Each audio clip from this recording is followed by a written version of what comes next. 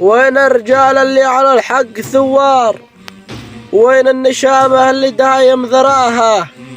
راحت أرضنا هي دار الأحرار، أرض العراق اللي عزيز تراها، دار الرافدين مجوز الأنهار، دجلة والفرات فينا طعماها، واليوم أصبحنا غنايم للصغار عقب ما غرنا عليها وحكمناها. يبونا مقصر تصير الغير نهدار، عار علينا كان العفن خذاها، شعب العراقي على الموت مغوار، تشهد لنا أمريكا يوم خذلناها. الأرض مثل العرض أفهموا يا كبار، الأرض مثل العرض أفهموا يا كبار، هوليه مواجب علينا حماها.